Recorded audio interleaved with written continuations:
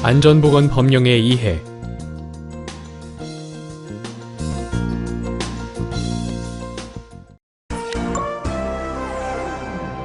A대학이 정기적으로 실시되는 연구실 안전관리 현장 실사 결과 과태료 처분 예정 통보를 받았다고 합니다.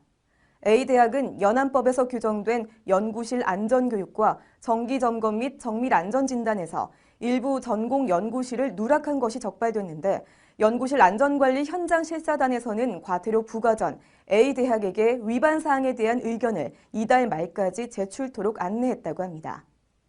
A대학의 관계자는 저위험 전공 연구활동 종사자에 대한 안전교육과 저위험 연구실에 대한 정기점검, 정밀안전진단이 일부 누락된 것이며 이전에 정기적으로 받아온 연구실 안전관리 현장 실사에서 지적되지 않았던 내용이라고 말하며 개선 계획을 수립하여 연구실 안전관리를 강화하겠다고 밝혔습니다.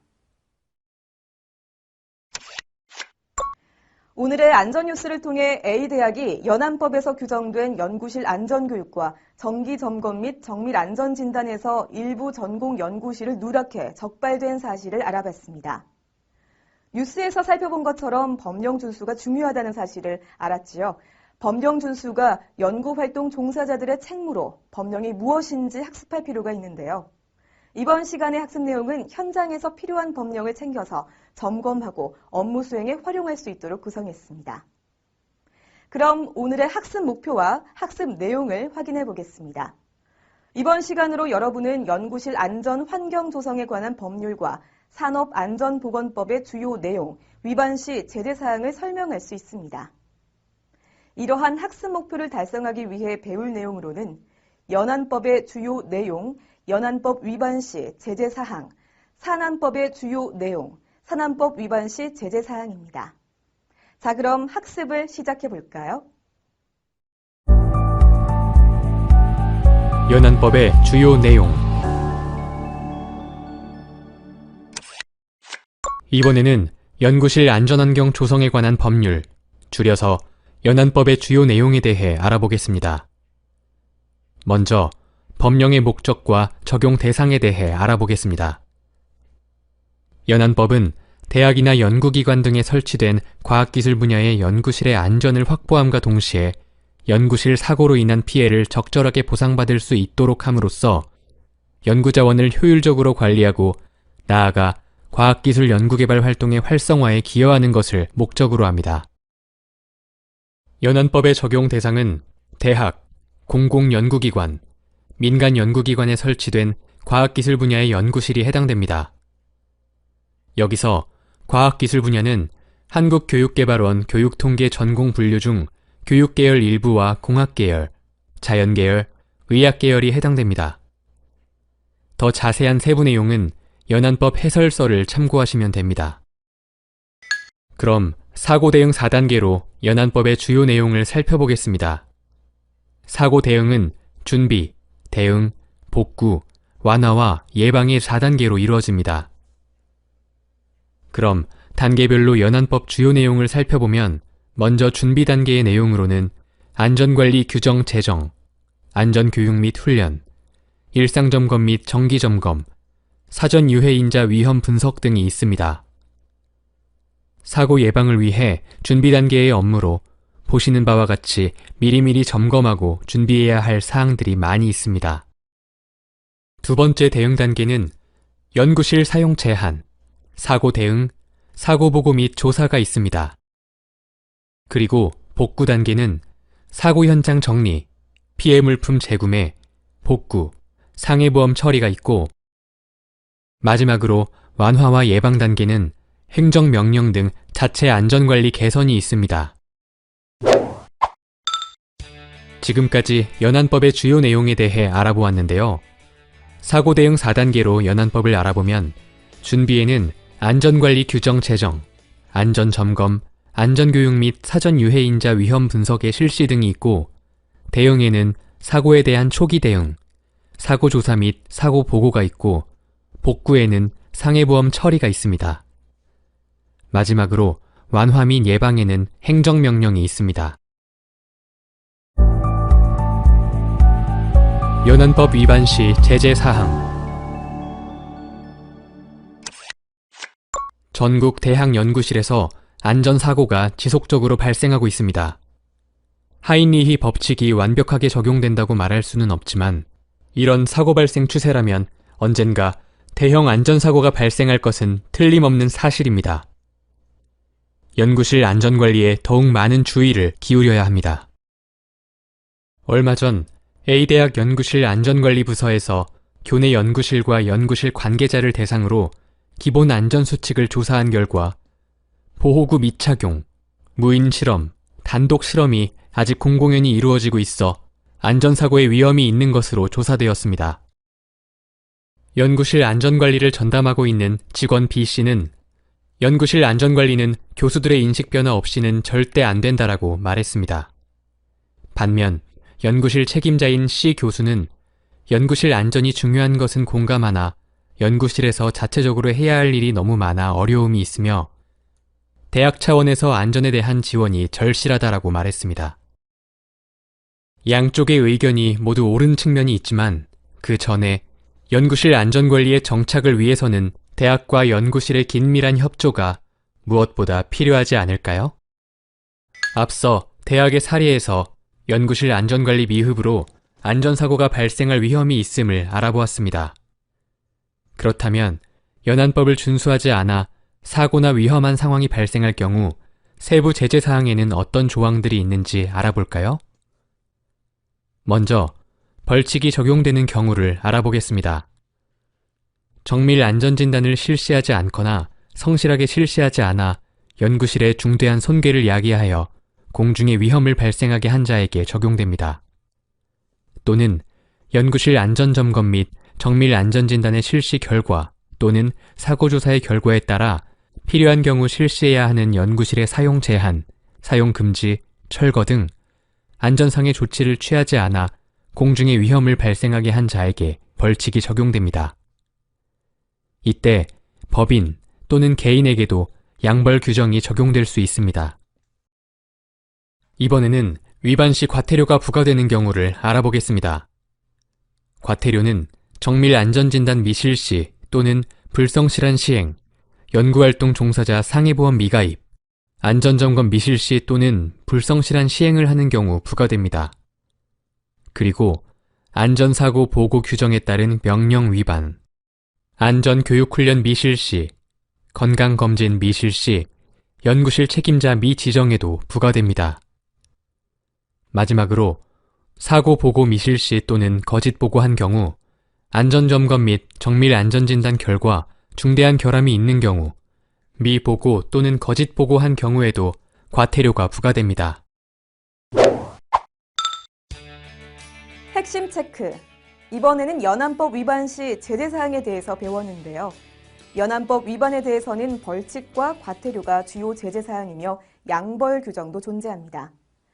제재를 받는 연안법의 주요 사항은 정밀 안전진단, 안전점검의 미실시 또는 불성실한 시행, 연구활동 종사자 상해보험 미가입, 안전사고 보고 규정에 따른 명령 위반, 안전교육훈련, 건강검진 미실시, 연구실 책임자 미지정, 사고보고 미실시 또는 거짓보고, 안전점검 및 정밀 안전진단 결과 중대한 결함이 있는 경우 미보고 또는 거짓보고가 있습니다. 산안법의 주요 내용. 지금부터 산업안전보건법, 줄여서 산안법의 주요 내용을 살펴보도록 하겠습니다. 먼저 산안법의 목적에 대해 알아보겠습니다. 산안법은 산업안전보건에 관한 기준을 확립하고 그 책임의 소재를 명확하게 하여 산업재해를 예방하고 쾌적한 작업 환경을 조성함으로써 근로자의 안전과 보건을 유지, 증진하는 것을 목적으로 합니다. 산안법은 모든 사업 또는 사업장에 적용됩니다. 단, 법의 일부를 적용하지 않는 사업 및 규정이 있으며 자세한 사항은 산업안전보건법 시행령 별표 1을 참고하세요. 그리고 국가, 지방자치단체 및 공공기관의 운영에 관한 법률 제5조에 따라 공기업에도 적용됩니다. 이번에는 사고 대응 4단계에 대한 산안법의 주요 내용을 알아볼까요? 사고 대응은 준비, 대응, 복구, 완화와 예방의 단계가 있는데요. 먼저 준비 단계에서는 국가에서 시행하는 산업재해 예방 시책 등을 준수하고 산업안전보건법령의 요지를 게시하는 등의 내용이 있습니다. 사고 예방을 위해 준비 단계의 업무로 보시는 바와 같이 미리미리 점검하고 준비해야 할 사항들이 많이 있습니다. 두 번째 대응 단계에서는 사고 대응, 사고 보고 및 조사 등이 있습니다. 그리고 복구 단계에서는 산업재해 보상보험 처리 등이 있으며 마지막으로 완화와 예방 단계에서는 산업재해의 기록 및 보존 등이 있습니다. 지금까지 산안법의 주요 내용에 대해 알아보았는데요. 배운 내용을 다시 살펴볼까요? 사고 대응 4단계로 산안법을 알아보면 준비에는 산안법에서 정한 고용주의 의무 대부분이 해당하는데요. 산업재해 예방 시책 등을 준수하고 유해, 위험한 장소에 안전보건 표지를 부착해야 합니다.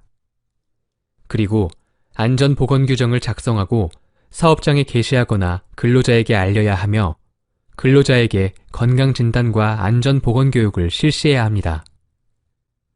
또한 보호구를 지급하고 착용해야 하며 산업재해 보상보험에 가입해야 합니다. 이뿐만 아니라 유해, 위험한 기계기구 등에는 방호조치 및 안전검사를 실시하고 사업장 작업 환경 측정을 주기적으로 실시해야 합니다. 다음으로 대응은 사고에 대한 초기 대응으로 사고를 조사하고 보고합니다. 복구는 산업재해 보상보험을 처리합니다. 마지막으로 완화 및 예방은 행정명령에 따르고 산업재해를 기록하고 보존합니다. 산안법 위반 시 제재사항. 마지막으로 산안법 위반 시 제재사항에 대해 알아보도록 하겠습니다. A 국회의원은 국정감사자료를 통해 최근 78,079개 사업장에 대한 산업안전보건법 위반 점검 결과 무려 81.6%에 해당하는 63,715개 사업장에서 법규 위반 사례가 적발되었다고 밝히며 이는 조사 대상 사업장 10개 가운데 8개 사업장 이상에서 법규를 지키지 않고 있는 것이라고 말했습니다. 이어 A 의원은 최근 3년간 법규를 위반한 사업장 63,715개 가운데 약 51.6%에 해당하는 32,857개 사업장에 과태료가 부과되었다고 밝히며 과태료 금액만 해도 425억 원에 달한다고 힘주어 말했습니다. 그러면서 A 의원은 과태료에 처해진 사업장의 주요 위반 사항 내역은 안전보건교육 미실시, 물질안전보건자료 미비치, 근로자 건강진단 미실시, 공정안전보고서 미준수, 안전보건표지 미부착 등 대부분이 근로자들의 안전과 건강에 직결된 것들이었다고 지적했습니다. A 의원은 보다 강력한 제재를 통해 근로자들의 안전과 건강을 최우선적으로 지킬 수 있는 제도 마련에 힘써야 할 것이라고 강조했습니다. 이상 산안법 위반과 그로 인해 과태료가 부과되었다는 사례를 보았습니다. 산안법을 위반했을 경우의 제재사항은 벌금, 과태료, 형벌, 행정명령 등이 있는데요. 어떤 경우에 제재를 받게 되는지 벌금과 과태료 조항을 좀 더 자세히 살펴보도록 하죠. 먼저 벌금 부과사항에 대해 알아보겠습니다. 산업재해가 발생했을 때 기록 및 보고가 미흡한 경우, 위험한 작업, 기계기구에 의한 안전사고를 예방하기 위한 안전조치가 미흡한 경우가 해당됩니다. 또한 유해인자 등에 의한 건강장애를 예방하기 위한 보건조치가 미흡한 경우, 그리고 유해, 위험 기계기구 등의 방호조치가 미흡한 경우나 의무안전인 등 대상기구에 대한 안전인증이 미흡한 경우가 해당됩니다. 이상 벌금이 부과되는 경우를 살펴봤는데요. 사안에 따라 징역형을 받을 수도 있습니다. 이번에는 과태료 부과사항에 대해 알아보겠습니다. 과태료는 산안법의 요지 게시, 안전보건표지의 부착, 안전관리자, 보건관리자의 선임, 안전보건교육의 실시, 안전검사 대상 기계기구에 대한 안전검사, 성면조사, 물질안전보건자료의 작성 비치 등, 유해 작업장에 대한 작업 환경 측정, 근로자에 대한 건강진단 등 일부 사항에 대해 이루어지지 않은 경우, 그리고 실시 결과가 미흡한 경우에도 과태료 대상이 됩니다. 산안법 위반에 따른 세부 벌칙은 산안법의 벌칙 조항을 참고하시기 바랍니다. 지금까지 산안법 위반 시 제재 사항에 대해 배웠는데요. 배운 내용을 다시 살펴볼까요? 제재를 받는 산안법의 주요 위반 사항은 다음과 같습니다. 산업재해의 발생 기록 및 보고, 위험한 작업 및 기계기구에 의한 안전사고를 예방하기 위한 안전조치의 미실시인 경우입니다. 또한 유해인자 등에 의한 건강장해를 예방하기 위한 보건조치, 유해, 위험 기계기구 등의 방호조치 등을 시행하지 않을 경우 제재를 받게 됩니다. 안전보건교육의 실시, 안전검사 대상 기계기구에 대한 안전검사, 물질안전보건자료의 작성, 비치, 유해작업장에 대한 작업환경 측정, 근로자에 대한 건강진단 등을 시행하지 않을 경우도 해당됩니다. 자, 이상으로 오늘의 학습을 마치셨습니다. 이번 시간으로 여러분은 안전보건법령의 이해에 대해서 배웠는데요. 중요한 내용 다시 한번 정리해 볼까요? 연안법 및 산안법 적용 대상 및 위반 시 조치에 대해서 알아보면 연안법은 대학이나 연구기관 등에 설치된 과학기술 분야의 연구실에 적용되고 산안법은 모든 사업 또는 사업장 및 공기업에 적용됩니다. 그리고 연안법과 산안법 위반 시 벌칙, 과태료 등의 제재 조치가 있습니다. 연안법의 주요 준수사항에 대해 알아보면 정밀안전진단, 안전점검, 연구활동 종사자 상해보험 가입, 안전교육훈련, 건강검진, 사고보고 등이 있습니다. 산안법의 주요 준수사항은 산업재해의 발생 기록 및 보고, 위험한 작업 및 기계기구에 의한 안전사고를 예방하기 위한 안전조치, 유해인자 등에 의한 건강장애를 예방하기 위한 보건조치 등이 있습니다. 이상으로 이번 시간에 배운 내용을 정리해봤습니다. 오늘 배운 내용으로 현장에서 필요한 법령을 잘 챙겨서 점검하고 업무 수행에 잘 활용하시기 바랍니다. 이번 시간에는 안전보건법령의 이해에 대해 배웠습니다. 수고하셨습니다.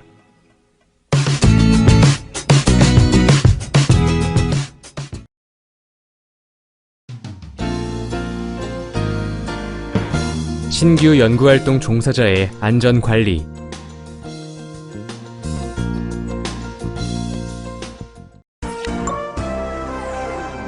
우리 산업 현장의 입사 근속 기간이 짧은 입사자에게서 산업재해가 많이 발생하고 있습니다.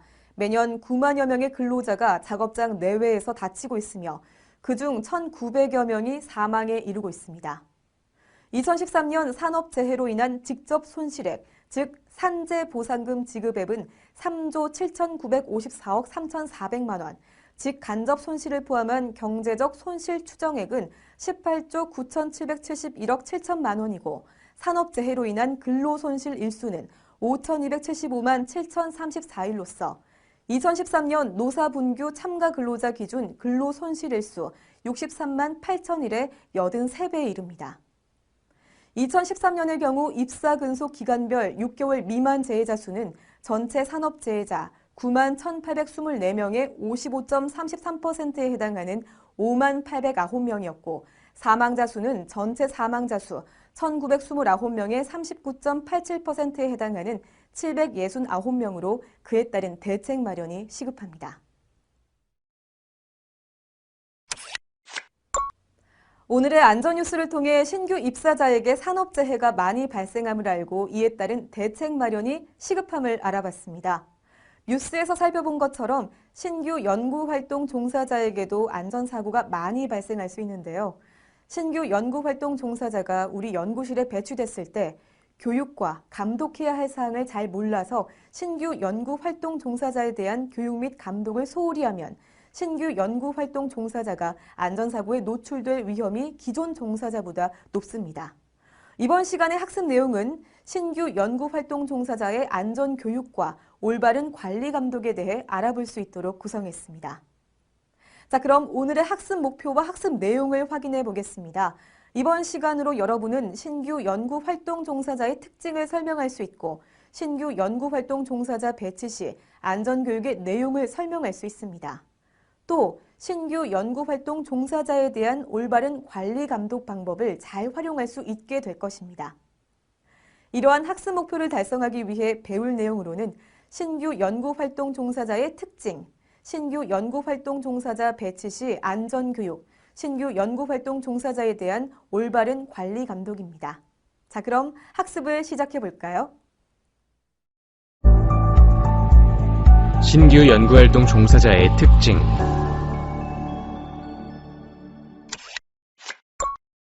지금부터 신규 연구활동 종사자의 특징에 대해 알아보겠습니다.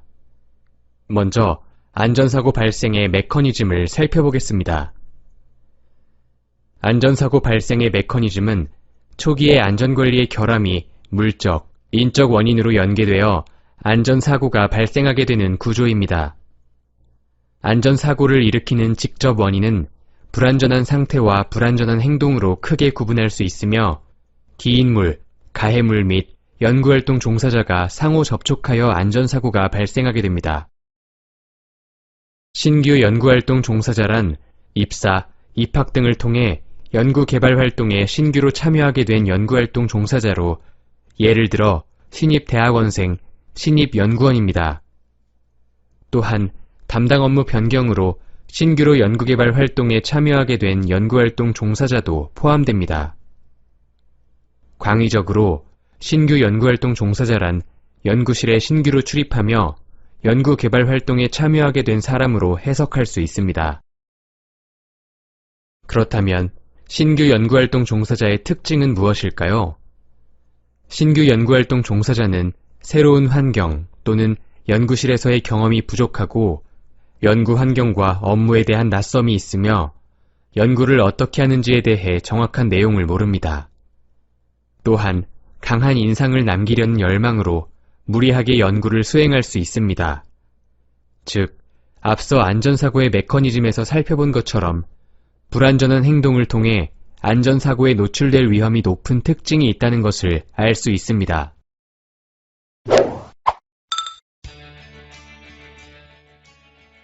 지금까지 신규 연구활동 종사자의 특징에 대해 배웠는데요. 배운 내용을 다시 살펴볼까요? 안전사고 발생의 메커니즘에서 안전사고를 일으키는 직접 원인은 불안전한 상태인 물적 원인과 불안전한 행동인 인적 원인으로 크게 구분할 수 있습니다. 그리고 신규 연구활동 종사자는 연구실에 신규로 출입하며 연구개발 활동에 참여하게 된 사람으로 불안전한 행동을 통해 안전사고에 노출될 위험이 높습니다. 신규 연구활동 종사자의 배치 시 안전교육.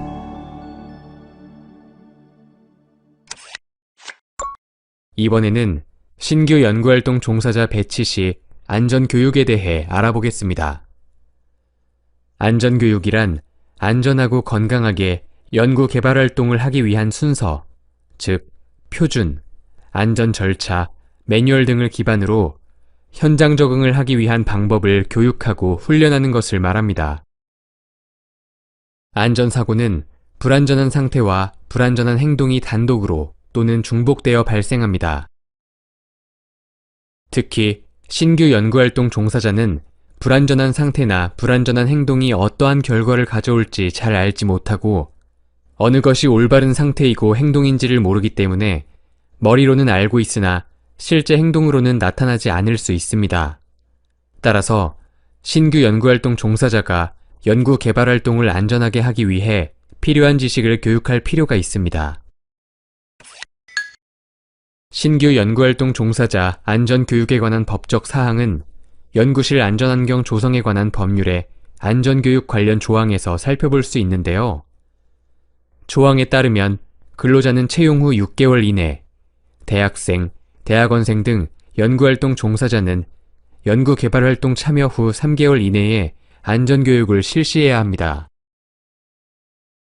또한 교육시간은 근로자의 경우 정밀 안전진단 대상 연구실에서 연구활동 종사 시 8시간 이상, 그 외의 경우에는 4시간 이상이며 대학생, 대학원생 등은 2시간 이상입니다. 교육 내용은 연구실 안전환경 조성에 관한 법률에 대한 내용 및 연구실 안전관리에 관한 사항입니다. 단, 산업안전보건법의 기준을 적용받는 근로자의 경우 산업안전보건법의 안전보건교육 기준을 준수하고 신규 연구활동 종사자 안전교육 이후에는 정기교육에 참여해야 합니다. 이어서 연구실 자체 신규 연구활동 종사자 안전교육 방법에 대해 알아볼까요? 먼저 연안법에서는 연구실의 안전관리 주체를 연구실 책임자로 규정하고 있고 연구실 자체 신규 연구활동 종사자의 안전교육 실시 의무는 연구실 책임자에게 있다고 규정하고 있습니다. 이에 따라 연구실 자체 안전교육의 방법은 연구실 책임자가 직접 실시하는 방법이 있고 연구실 안전관리 담당자 또는 선임 연구활동 종사자에게 교육을 실시토록 위임하는 방법이 있습니다. 연구실 자체 안전교육의 실시 시기는 신규 연구활동 종사자가 연구실에서 연구개발 활동을 개시하는 시점부터 시작하고 교육 주기 및 교육 시간은 연구실의 특성과 신규 연구활동 종사자의 개인적인 특성에 따라 조정하는 것이 바람직합니다. 연구실 자체 안전교육의 내용은 연구실의 유해, 위험 요인, 연구개발 활동의 올바른 절차, 기타 연구실의 안전과 관련된 전반적인 사항입니다. 연구실 자체 안전교육을 할 때 다음과 같은 자료를 활용할 수 있는데요.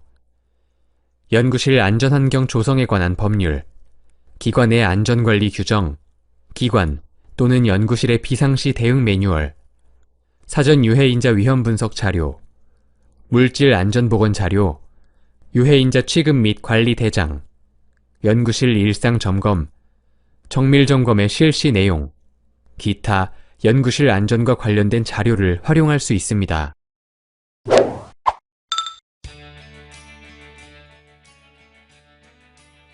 핵심 체크.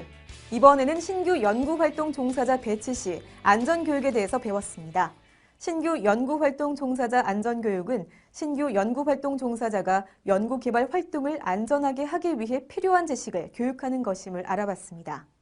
그리고 신규 연구활동 종사자 안전교육 실시 시기는 근로자는 채용 후 6개월 이내, 대학생, 대학원생 등 연구활동 종사자는 연구개발 활동 참여 후 3개월 이내임을 알아봤습니다. 연구실 자체 신규 연구활동 종사자의 안전교육 실시 의무는 연구실 책임자에게 있고 연구실 자체 안전교육은 신규 연구활동 종사자가 연구실에서 연구개발 활동을 개시하는 시점부터 시작하며 자체 교육 주기와 교육 시간은 연구실의 특성과 신규 연구활동 종사자의 개인적인 특성에 따라서 조정하는 것이 바람직함을 알아봤습니다. 신규 연구활동 종사자에 대한 올바른 관리 감독.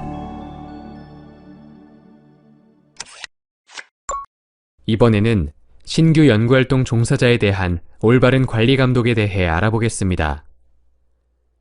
신규 연구활동 종사자가 안전교육을 받았더라도 교육 내용에 대한 이해가 완전하지 않을 수 있으며 또한 안전교육의 내용이 소속 연구실의 연구개발 활동과 완전히 부합하지는 않습니다. 따라서 연구실의 유해 위험 요소를 이해하고 안전에 대한 전반 사항을 이해하며 비상시 안전한 조치를 취할 수 있을 때까지는 연구실 책임자의 주도하에 해당 연구실의 연구활동 종사자들이 신규 연구활동 종사자를 관리 감독할 필요가 있습니다. 신규 연구활동 종사자 관리 감독의 주체는 연구실 책임자, 연구실 책임자가 정한 연구실 안전관리 담당자 또는 선임 연구활동 종사자입니다.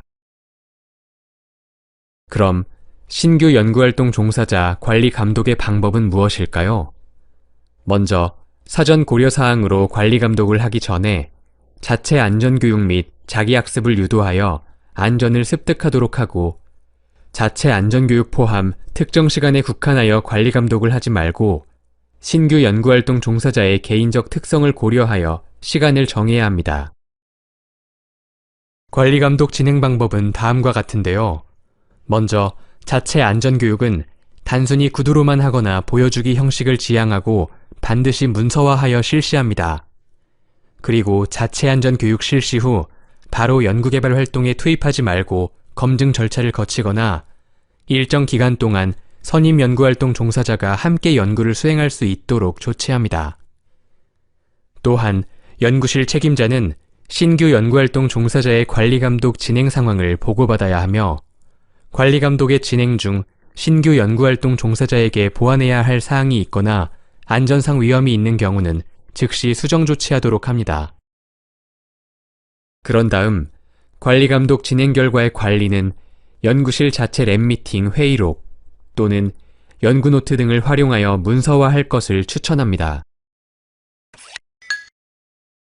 이번에는 신규 연구활동 종사자 관리 감독의 내용 예시에 대해 알아보겠습니다. 먼저 안전관리 일반에는 연구실 정리정돈의 수행 여부, 연구 개발 활동의 올바른 절차 준수 여부, 보호구의 올바른 선택 및 착용 여부 등이 해당될 수 있습니다. 유해 위험 요소의 관리는 연구실 내 유해 위험 요소의 올바른 취급 관리 여부, 취급하는 화학물질, 고압가스의 물질 안전 보건 자료의 숙지 여부, 사전 유해인자 위험 분석 보고서의 숙지 여부, 안전장치의 올바른 사용 여부 등을 예로 들 수 있으며 비상시 대처 방법으로 비상시 행동 요령의 숙지 여부, 사고 발생 시 보고 방법의 숙지 여부 등을 예로 들 수 있습니다. 또한 기타 연구개발 활동의 안전과 관련된 사항의 이행 여부도 신규 연구활동 종사자 관리감독의 내용 예시에 포함될 수 있음을 기억해 주세요.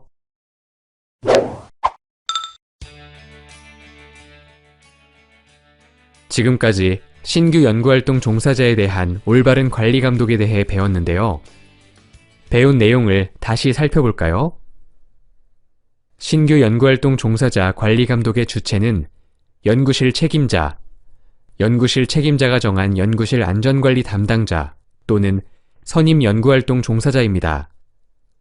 신규 연구활동 종사자 관리감독의 방법은 자체 안전교육 실시 후 바로 연구개발 활동에 투입하지 말고 검증 절차를 거치거나 일정 기간 동안 선임 연구활동 종사자가 신규 연구활동 종사자와 함께 연구를 수행할 수 있도록 조치하고 특정 시간에 국한되어 관리감독을 하지 말고 신규 연구활동 종사자의 개인적 특성을 고려하여 시간을 정합니다.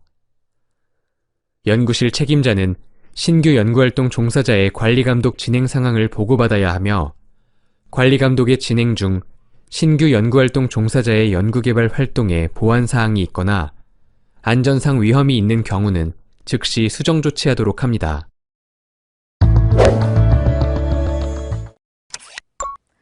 네, 이상으로 오늘의 학습을 마치셨습니다. 이번 시간으로 여러분은 신규 연구활동 종사자 안전관리에 대해서 배웠는데요. 중요한 내용 다시 한번 정리해볼까요? 신규 연구활동 종사자는 불안전한 행동을 통해 안전사고에 노출될 위험이 높습니다. 연구실 자체 신규 연구활동 종사자의 안전교육 실시 의무는 연구실 책임자에게 있고 자체 안전교육의 실시 시기는 신규 연구활동 종사자가 연구실에서 연구개발 활동을 개시하는 시점부터 시작하며 자체 교육 주기와 교육 시간은 연구실의 특성과 신규 연구활동 종사자의 개인적인 특성에 따라서 조정하는 것이 바람직합니다. 또한 신규 연구활동 종사자 관리감독의 주체는 연구실 책임자, 연구실 책임자가 정한 연구실 안전관리 담당자 또는 선임 연구활동 종사자입니다. 신규 연구활동 종사자를 자체 안전교육 실시 후 바로 연구개발 활동에 투입하지 말고 검증 절차를 거치거나 일정 기간 동안 선임자가 신규 연구활동 종사자와 함께 연구를 수행하는 방법 등을 활용하여 신규 연구활동 종사자에 대해 관리 감독할 수 있습니다. 이상으로 이번 시간에 배운 내용 정리해봤습니다. 오늘 배운 내용으로 신규 연구활동 종사자의 안전관리에 잘 활용하시기 바랍니다.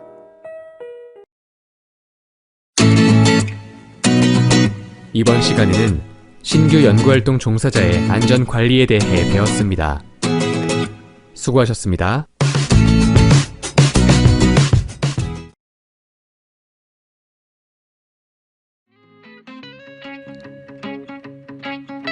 연구자들에게 실험실은 고향과도 같은 곳입니다. 연구를 향한 열정과 노력이 가득한 그곳은 때로 연구자들의 목숨을 앗아가는 불행의 공간이 되기도 합니다. 실험실 사고는 대부분 원칙을 무시한 부주의에서 비롯됩니다. 따라서 안전수칙을 습관화하고 주의력만 기울인다면 대부분의 사고는 피해갈 수 있습니다. 한편 평소 사고 대응 요령을 숙지하고 훈련해 둔다면 사고가 발생하더라도 상해와 피해를 최소화할 수 있죠. 이번 시간에는 사고 예방을 위한 실험실 안전수칙과 화학물질 관리 요령, 그리고 사고 대응 및 방제도구 활용법에 대해 알아보도록 하겠습니다.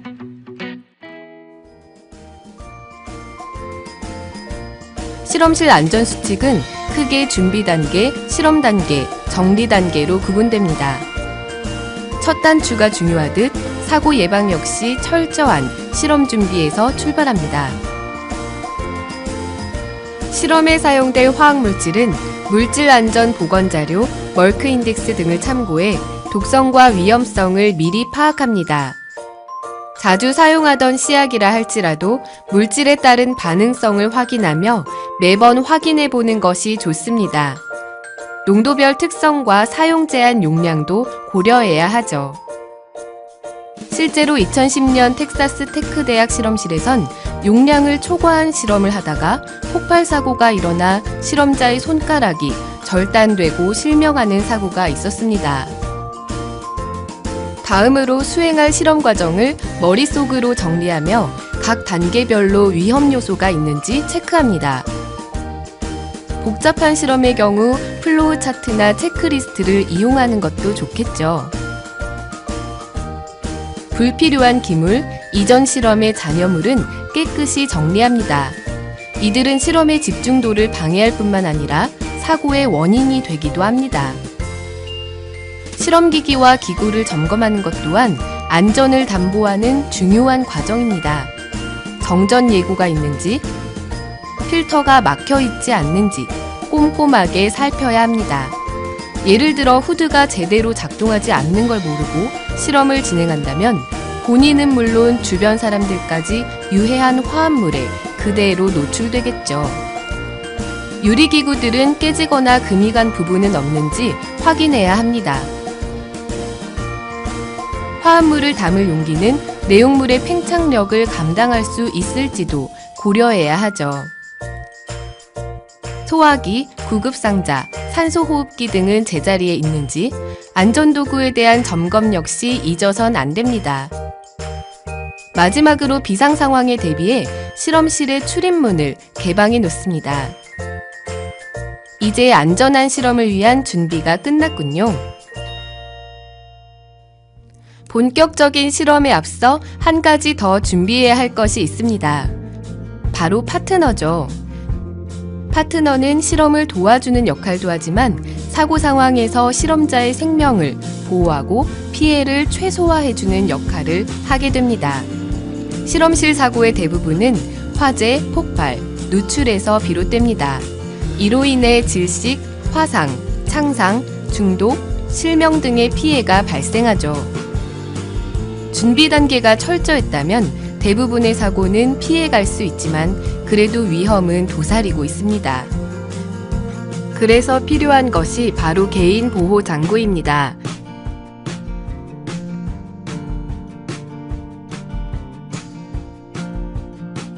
실험실에 들어가기 전엔 입구에 표기된 개인 보호 장구 착용 수칙에 따라 안전화, 마스크, 보안경, 실험복, 보호장갑 등 기본 보호장구를 착용합니다. 가장 치명적인 상해는 실명입니다. 사고 규모에 비해 개인이 겪는 피해가 너무나 크죠. 보안경만 착용했다면 충분히 피해갈 수 있었던 사고. 실제로 노벨상 후보자였던 미국 스크립스 인스티튜트 화학과의 베리 샤플리스 박사는 NMR 튜브가 폭발해 시력에 큰 손상을 입는 사고를 당했습니다. 안경이나 콘택트 렌즈가 보안경을 대신할 수 없습니다. 콘택트 렌즈의 경우는 렌즈 밑에 가스나 증기가 농축되므로 더욱 치명적인 피해를 입히죠. 실험용 보안경은 강성 플라스틱 소재로 제작되어 어지간한 충격의 파편을 막아낼 수 있으며 밀폐형 보안경은 기화된 유독물질이 안구 표면을 손상시키는 사고를 막을 수 있습니다. 실험복은 단순한 유니폼이 아닙니다. 실험복은 실험실 내에서 묻은 화학물질이 외부로 유출되는 것을 막고 외부에서 옷에 묻은 물질이 실험실로 들어와 실험을 방해하는 것을 예방하죠.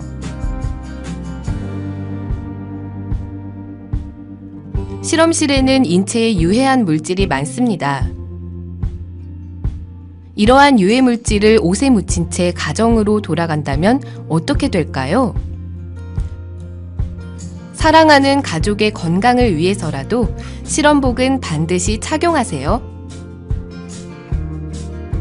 면 소재로 만들어진 실험복은 나일론 계열의 피복에 비해 불이 잘 옮겨 붙지 않고 반응성도 적어 크고 작은 사고에서 연구자의 피부를 보호하는 기능을 합니다. 한편 대형 롤러 기계, 커팅 장비 등을 사용할 때는 실험복이 기계에 말려 들어가지 않도록 일반 실험복 대신 방진복과 같이 옷자락이 없는 실험복을 입습니다.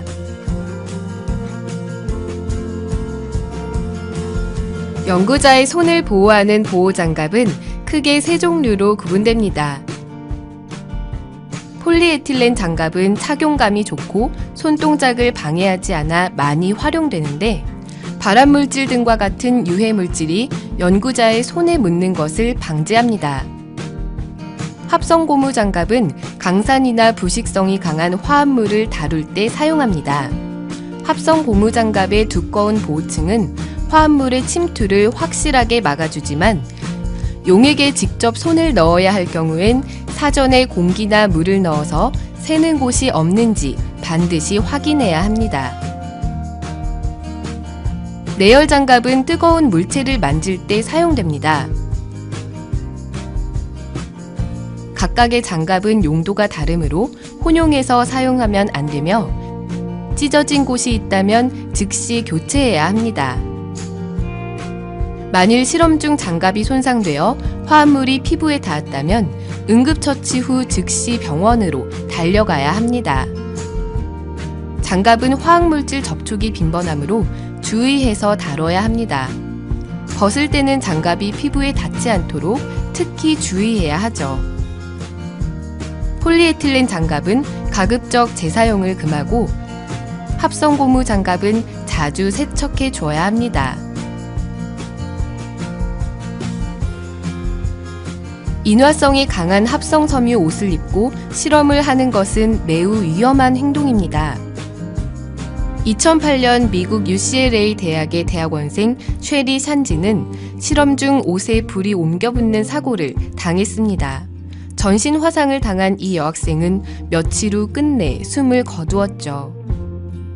화기를 다루는 실험을 할 땐 반드시 방염 토시와 방염 앞치마를 착용해야 하고 강산이나 부식성이 강한 약품을 다룰 땐 플라스틱이나 고무로 된 토시와 앞치마를 착용해야 합니다. 실험실에서 샌들이나 하이힐 등과 같은 신발은 사고의 원인이 될 수 있습니다. 실험 도구나 시약 등이 떨어져 치명적인 부상을 입을 수도 있고 실수로 넘어져 동료들에게 피해를 줄 수도 있거든요.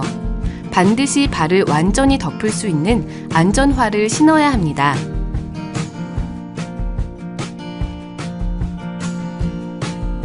유해먼지, 유독가스가 발생하는 실험은 반드시 흉후드 안에서 진행해야 합니다. 부득이 흉후드 밖으로 옮겨야 한다면 주변에 있는 동료들에게도 상황을 알리고 마스크를 착용토록 해야 한다는 것. 먼지의 경우 분진 마스크만 착용해도 되지만 맹독성 먼지나 유해가스의 경우는 반드시 방독 마스크를 착용해야 합니다. 방독 마스크 역시 만능은 아닙니다. 유해물질의 특성에 맞는 정화통을 사용할 때 비로소 그 효과를 거둘 수 있죠. 방독 마스크 착용법은 모델에 따라 다르므로 보유하고 있는 마스크의 사용법을 평소에 숙지하고 있어야 합니다. 공통적인 사항은 첫째, 정화통에 문제가 없는지 확인합니다.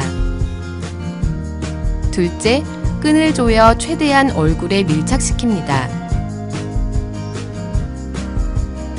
셋째, 착용 후에 호흡을 내쉰 후 정화통 입구를 막고 숨을 들여 마십니다. 이때 진공이 형성되어 얼굴 접촉부가 강하게 밀착되는지 확인합니다. 만일 진공이 형성되지 않고 편하게 호흡이 이루어진다면 마스크를 고쳐 매고 끈을 더욱 조여 공기가 새는 곳을 없애야 합니다. 마지막으로 다시 정화통 입구를 막고 진공이 형성되었는지 확인합니다. 방독 마스크를 착용하고 장시간 실험에 집중하면 호흡 곤란 증세가 생길 수도 있으므로 1시간에 한 번씩 외부에 나가 휴식을 취하고 돌아와 실험을 계속하는 것이 좋습니다.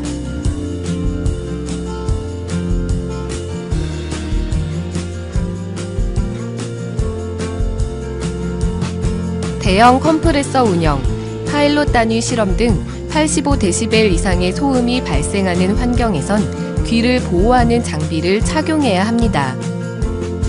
일반적으로 연구자들은 소음으로 인한 피해를 무시하는 경우가 많은데 심할 경우 고막 파열로 인한 청각 손실, 난청, 이명 등의 상해를 입을 수도 있죠. 귀 보호 장비로는 간단한 귀마개가 많이 쓰이는데 소음이 심하고 장시간 작업을 수행해야 한다면 귀덮개를 사용하는 것이 좋습니다.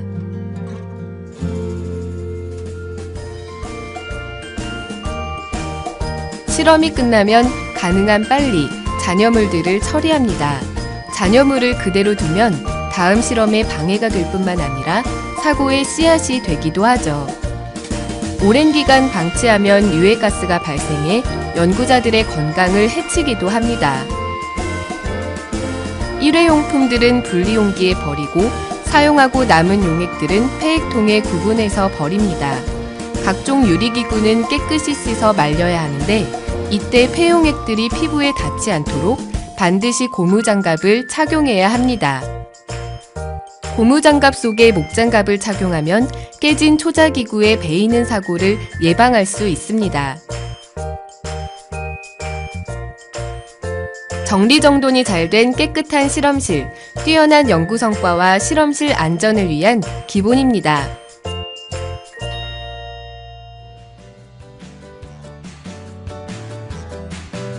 화학물질은 실험의 필수 요소입니다. 그러나 다른 한편으로 안전사고의 주범이기도 하죠. 일부 전기과열 사고를 제외하고 대부분의 실험실 사고의 원인은 가스와 씨앗입니다. 1997년 미국 다트머스 대학의 캐런 워터한 교수는 실험 중 장갑에 떨어진 수은 성분 씨앗이 장갑을 투과해 피부에 닿아 결국 수은 중독으로 사망했습니다. 씨앗이 얼마나 위험한 물질인지 아시겠죠? 따라서 운반과 보관, 사용 과정에서 무엇보다 각별한 주의가 필요합니다.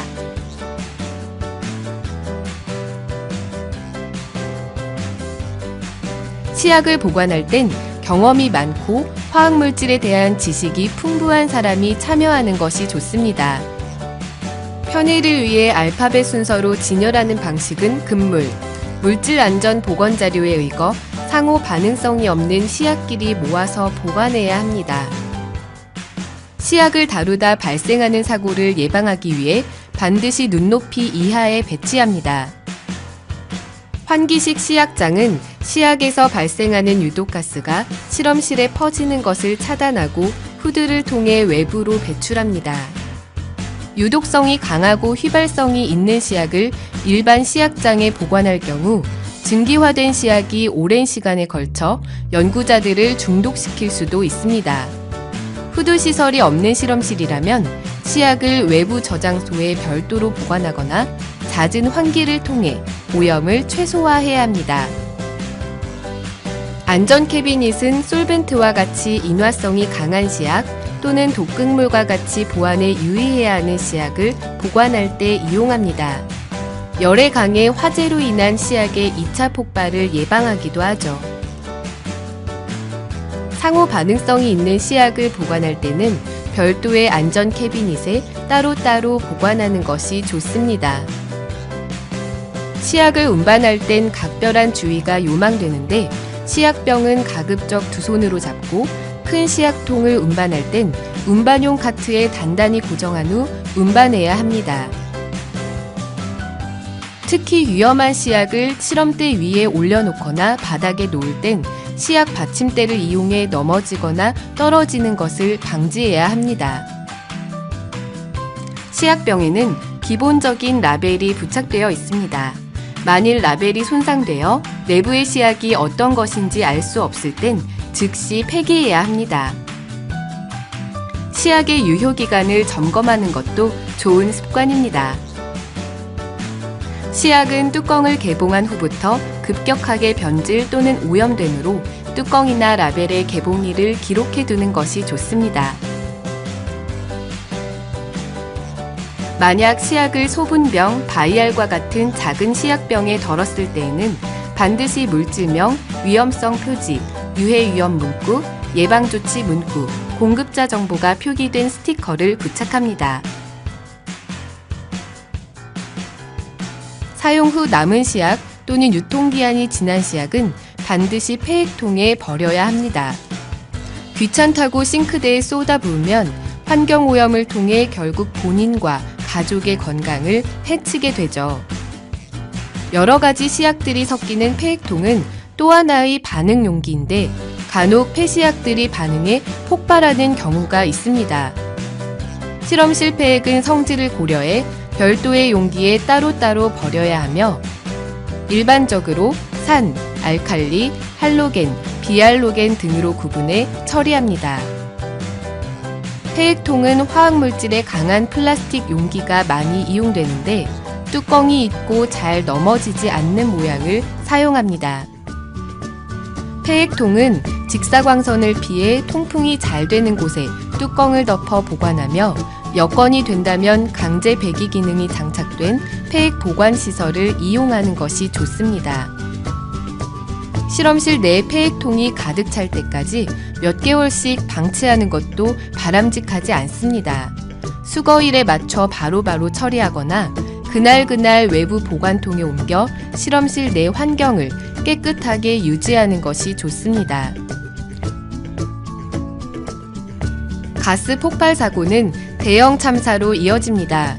다양한 가스를 사용하는 실험실은 늘 사고 위험이 존재한다고 할 수 있죠. 가스 폭발 사고는 배관 손상 또는 부주의로 인해 누출된 가스에 불꽃이 옮겨붙어 일어납니다. 가스 폭발 사고를 예방하려면 첫째, 실험 과정에서 가스 관리에 대한 주의력을 잃지 않아야 합니다. 실험에 몰두한 나머지 가스 밸브를 완전히 잠그는 것을 잊어버린다면 큰 낭패를 당하죠. 실험 과정이 복잡할 경우 실험 파트너가 전담해서 가스를 관리해 주는 것이 좋습니다. 둘째, 실험 전엔 창문과 출입문을 열어 충분히 환기를 시켜줍니다. 셋째, 평소 가스 배관과 연결 상태를 점검하고 새는 곳이 없는지 확인하는 습관을 가져야 합니다. 가스 용기는 가급적 실험실 외부에 두고 내구성이 좋은 배관을 통해 실험실로 들여오는 것이 좋습니다. 여건상 가스 용기를 실험실 내에 두어야 할 땐 가급적 외부로 통풍이 잘 되며 직사광선을 피할 수 있는 위치에 설치합니다. 배관은 바닥이 아닌 벽과 천장을 통해 연결합니다. 가스 용기를 운반할 땐 반드시 캡을 씌우고 손수레에 실어 이동하며 가스 용기 근처에는 전열기구나 화기를 절대로 설치하지 않습니다. 쓸데없이 많은 양을 보관하는 것도 피해를 키우는 요인이므로 꼭 필요한 만큼만 유지하는 것이 바람직하겠죠. 가스 중에는 서로 반응해 폭발을 일으키는 것들도 있습니다. 아세틸렌, 에틸렌, 프로필렌 등과 같은 불포화 탄화수소는 산소나 수소와 만나면 큰 폭발을 일으키죠. 이들 가스 용기를 한 곳에 모아 보관해선 안 되며 가급적 먼 곳에 배치해 사고 확률을 줄여야 합니다. 가스 누출은 폭발 사고뿐만 아니라 화재, 중독, 질식 등의 사고로도 이어집니다. 그러므로 반드시 가스 누출 경보 장치를 설치해야 합니다. 가스 누출 경보 장치가 없다면 수시로 의심이 가는 부분에 디지털 가스 누출 감지기나 가스 탐지 스프레이를 뿌려 누출 여부를 확인해야 합니다.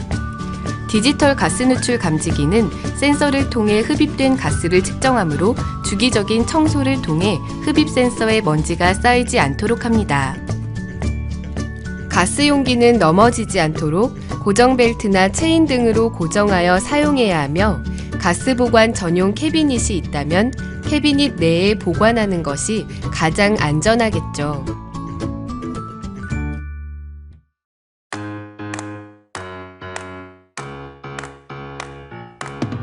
실험실에서 전기 사고는 전기 고장에 의한 직접적인 사고 외에도 실험 중 일어나는 마찰이나 방리에 의해 일시적으로 발생된 정전기들이 화학 반응에 민감한 물질과 반응해 화재를 일으키기도 합니다. 이처럼 실험실은 일상생활에서는 잘 일어나지 않는 아주 작은 경우들마저도 대형 사고로 번질 수 있는 곳이죠. 실험실 전기 사고의 대부분은 누전으로 인한 화재 및 감전 사고와 합선과 과부하로 인한 화재 사고입니다. 누전은 전선의 피복이 손상되었을 때 도체가 닿게 되면 그 도체로 전류가 새는 현상입니다. 이때 인체의 일부가 닿게 되면 감전 사고가 되죠. 합선은 손상된 피복 부위에 다른 성질의 전하를 띤 전선이 합쳐져 높은 아크열을 발생시킵니다. 이때 주위에 인화성 물질이 있다면 화재 사고로 이어지죠. 전기 고장, 정전, 폭발 등 대부분이 누전이나 합선으로 인한 과전류가 주범입니다. 전기 사고를 예방하려면 먼저 누전 차단기를 주기적으로 점검합니다. 실험실 벽면에 설치된 누전 차단기의 버튼을 눌러 정상적으로 작동하는지 확인합니다. 아무런 반응이 없다면 고장 상태이므로 곧바로 관리실에 연락해 수리 교체합니다. 모든 전기기기는 접지선이 연결된 기기를 사용합니다. 대부분의 전기기기는 누설 전류를 발생시킵니다. 누설 전류량이 많을 경우엔 감전 사고로 이어지고 양이 적더라도 화재의 원인이 되기도 하죠. 따라서 접지선을 이용해 이를 예방해야 합니다. 멀티 콘센트는 과부하 자동 차단 장치가 설치되어 있고 전원부 재질이 구리순도가 높아 발열 위험이 낮은 제품을 사용합니다. 설치는 바닥 청소 시 물이 닿지 않도록 바닥에서 30cm 이상 높이에 수직으로 고정시켜 안전캡을 씌워 사용합니다. 먼지가 콘센트 구멍에 쌓여 화재로 이어지는 것을 방지할 수도 있죠. 한편 멀티 콘센트를 연장해서 사용해선 안 됩니다. 문어발식 콘센트 사용은 과전류로 인해 열을 발생시키죠. 과전류는 전기 화재의 가장 큰 원인이라는 것. 실험을 마치고 나면 사용한 전기기기의 전원을 반드시 차단합니다.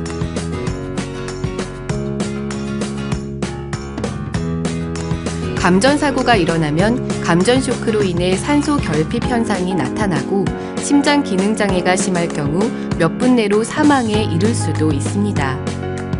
따라서 주변의 동료는 신속하게 인공호흡과 심폐소생술을 실시해야 합니다.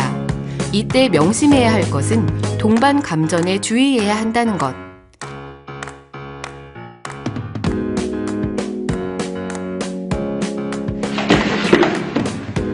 감전 사고가 일어나면 전기 공급을 차단하거나 전원부가 보이지 않을 경우 플라스틱이나 나무 막대와 같은 부도체를 이용해 환자를 전원으로부터 떼어놓습니다.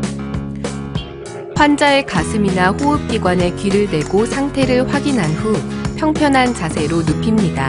동시에 주변의 동료는 119에 신고해 구급차를 대기시킵니다.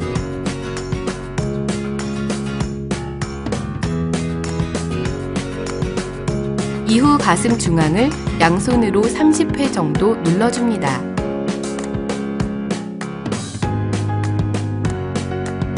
이후 동료의 입안에 있는 오물들을 제거하고 머리를 뒤로 젖혀 기도를 완전히 개방시킵니다. 기도가 개방된 상태를 유지한 채 엄지와 집게손가락으로 코를 막고 입을 밀착시켜 숨을 불어넣습니다. 처음 4회는 신속하고 강하게 불어넣어 폐가 완전히 수축되지 않도록 합니다. 동료의 흉부가 팽창된 것이 보이면 다시 심폐소생술을 실시합니다. 이 과정을 동료의 의식이 돌아올 때까지 반복해서 실시합니다. 이처럼 신속하고 적절한 응급조치는 감전 환자의 95% 이상을 소생시킬 수 있습니다.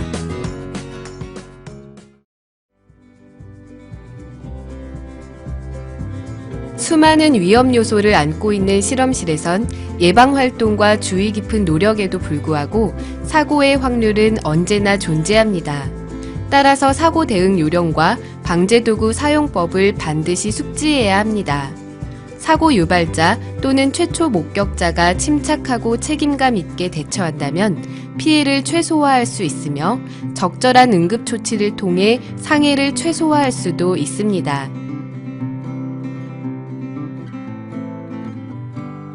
실험실에서 발생하는 개인 상해 사고 중 열기구나 화염으로 인한 물리적 화상과 화학물질이 피부나 안구에 닿아 발생하는 화학적 화상은 사고 발생 후 15분간의 초기 대응이 매우 중요합니다.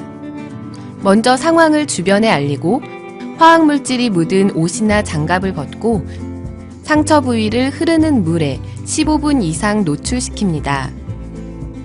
화상 부위가 넓다면 비상 샤워 장치를 활용합니다. 이때 주변의 동료는 119에 신고해 구급차를 대기시킵니다. 만일 이러한 조치를 하지 않는다면 물리적 열기와 화학 성분이 피부 조직 깊숙이 침투해 깊은 상처를 남기게 되며 심할 경우 생명을 잃기도 합니다. 만일 보안경을 쓰지 않은 상태에서 화학물질 또는 생물학적 오염물질이 눈에 들어갔다면 곧바로 세안장치로 달려가 적당한 수압으로 15분 이상 눈을 씻어냅니다. 이때 명심해야 할 것은 안구 주변 조직으로 침투한 물질을 모두 씻어내기 위해 눈을 반복적으로 떴다 감았다 해야 한다는 것. 만일 실험실에 세안장치가 설치되어 있지 않다면 싱크대 수도꼭지를 이용하되 머리 방향을 바꿔가며 구석구석 씻어내야 합니다. 비상샤워장치는 화염을 비롯한 물리화학적 화상뿐 아니라 화학적, 생물학적 중독, 오염물질이 피부로 침투하는 것을 최소화하는 역할을 합니다. 일반적으로 손잡이를 당기면 샤워장치가 작동하고 들어올리면 중단되죠. 비상 샤워장치 역시 15분 이상 충분히 노출시켜 주어야 합니다. 만일 피부에 침투한 물질이 맹독성이거나 발암 성분이라면 상처 여부를 떠나 심장 쪽으로 가는 길목을 압박하는 응급처치를 해야 합니다. 가스 누출은 폭발사고 이외에도 중독과 질식사고로도 이어집니다. 따라서 가스 누출 경보가 울리면 신속하게 대피해야 하죠. 사용 중인 전열기구나 실험용 가열기를 꺼서 폭발 등의 2차 피해를 예방해야 합니다. 이때 방독 마스크 또는 비상대피용 간이 산소호흡기가 있다면 이를 착용하고 그렇지 않다면 가급적 호흡을 참고 움직입니다. 비상대피용 간이 산소호흡기는 보통 10분 정도 생존할 수 있는 산소가 들어있는데 대피하기에 충분한 용량입니다. 케이스를 열고 산소호흡기를 꺼낸 후 끈을 풀어 펼칩니다. 이를 목에 걸고 머리에 쓴 후 산소호흡기의 윗부분을 화살표 방향으로 돌리면 산소가 공급됩니다.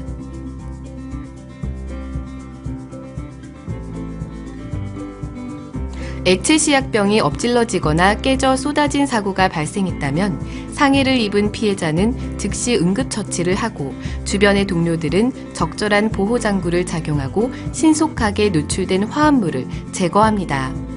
쏟아진 화합물 제거에는 일반적으로 흡착제를 이용하는데 흡착제가 없을 경우 흡착포나 면소재의 타월을 이용합니다.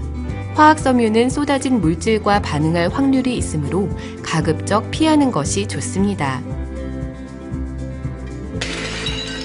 흡착포는 쏟아진 물질을 흡수해 섬유 조직 속에 가두는 역할을 합니다. 쏟아진 부위에 충분한 양을 덮어서 흡수시킨 후 별도의 용기에 담아 폐기합니다. 쏟아진 양이 많을 경우엔 흡착 펜스를 이용합니다. 흡착 펜스는 쏟아진 액체의 확산을 저지함과 동시에 액체를 빨아들이는 역할을 합니다. 흡착 펜스를 설치해 쏟아진 액체를 가두었다면 내부에 흡착포를 펼쳐 제거합니다.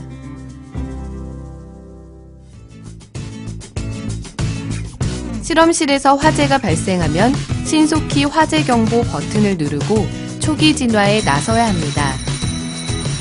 실험실 화재는 일반 화재와는 차이가 있습니다. 솔벤트나 기름 성분에 옮겨 붓기도 하므로 소화를 위해 물을 뿌리는 행위가 화재를 확산시키기도 하죠. 따라서 화재 발생 초기에 소화기를 사용해 진화하는 것이 가장 효과적입니다. 가장 일반적인 소화기는 분말 소화기로 연소면을 도포해 산소를 차단하는 분말이 가스 압력을 통해 분사되는 방식입니다. 사용법도 매우 간단하죠. 소화기를 바닥에 놓은 상태에서 먼저 오른손으로 안전핀을 뽑은 후 소화기를 들고 노즐을 화염 방향으로 하여 손잡이를 누릅니다. 이때 노즐을 좌우로 비를 쓸듯이 움직여 소화합니다. 주의할 점은 옥내에서는 비상시 대피가 용이하도록 출입구를 등지고 옥외에서는 바람을 등지고 소화해야 한다는 점. 소화기는 크기별, 성분별, 충전 방식에 따라 매우 다양합니다.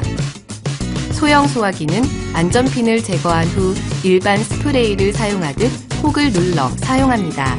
이때 불길이 완전히 없어질 때까지 충분히 분사해 주어야 하는데 불길이 잡히지 않고 점점 확산된다면 상황에 따라서는 신속하게 대피하는 것이 좋습니다. 유독가스나 폭발로 인해 더 큰 피해를 입을 수도 있습니다. 분말 소화기 분말 성분은 주로 인산이수소 암모늄이 쓰이는데 오랫동안 정지 상태로 방치하면 분말이 굳어 화재 시 무용지물이 되므로 한 달에 한 번씩 흔들어 주어야 하며 2, 3년에 한 번씩 정기 검사를 통해 분사 압력을 체크해야 합니다. 일반적인 소화기로 소화가 안 되는 화재 발생 시 복도에 비치된 소방용 모래를 이용합니다. 소방용 모래는 불이 붙은 기름이나 솔벤트가 퍼져나갈 때 소방용 펜스로 이용할 수도 있죠.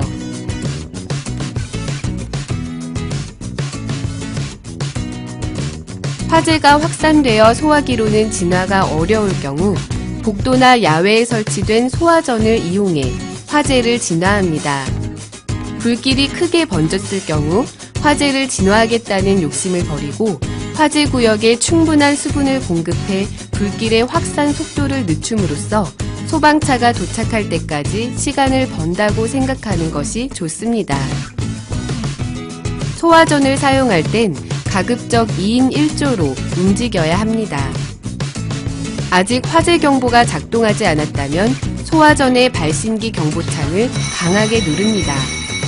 이때 아크릴로 된 경보창이 밀려 들어가며 화재 경보 버튼이 눌려집니다.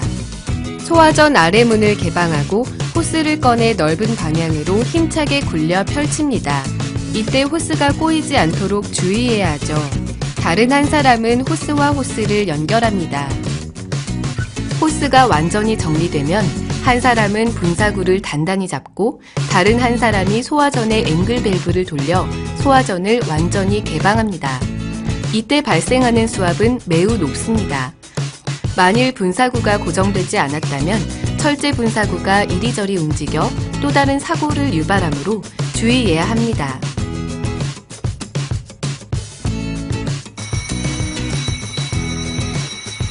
화재 경보가 울리면 즉시 실험을 중단하고 위험 요소를 제거한 후 신속하게 대피합니다.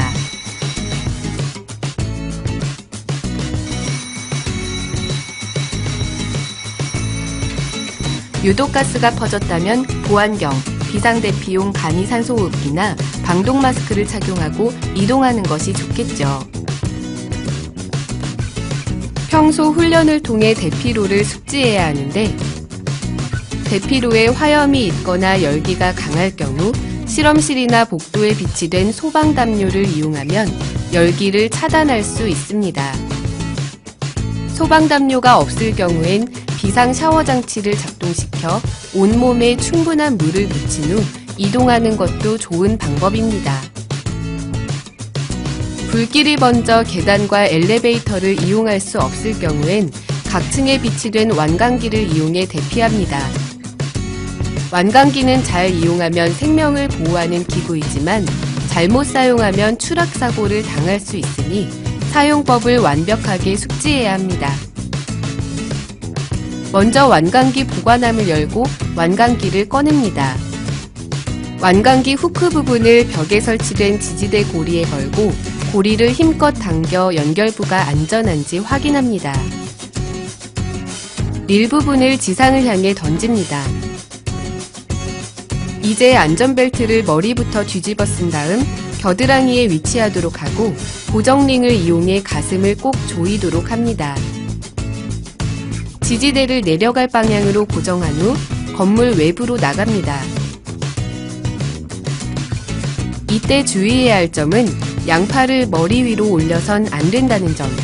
이 경우 안전벨트가 빠져나가 추락사고를 당하게 되죠. 완강기는 중력에 의해 안전하게 움직이니 침착하게 줄에 매달려 있는 것이 완강기 이용의 포인트라 할 수 있습니다. 지상으로 내려온 후 건강한 사람이라면 다음 사람의 대피를 도와주어야 하며 노약자는 가급적 화재 지점에서 멀리 대피합니다.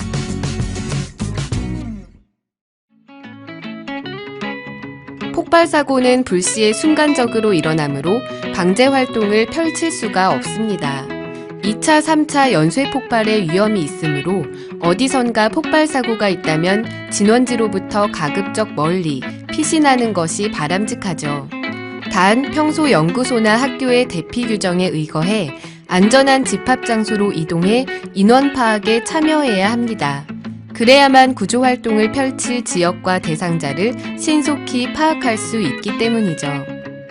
실험실 안전사고 역시 하인리히 법칙이 적용됩니다. 큰 사고는 우연히 갑작스레 발생하는 것이 아니라 경미한 사고들의 반복 속에서 발생하죠.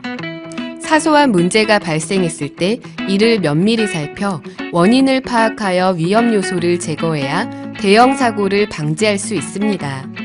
특히 여러 연구원이 함께 사용하는 실험실은 본인의 노력과 상관없이 타인의 실수로 피해를 입는 경우가 많습니다. 따라서 경험이 부족한 신입 연구원에게 실험실 환경을 꼼꼼하게 알려주고 주의사항을 교육해야 합니다. 안전을 위한 작은 습관, 본인과 동료, 가족 모두의 행복을 위한 필수 요소입니다.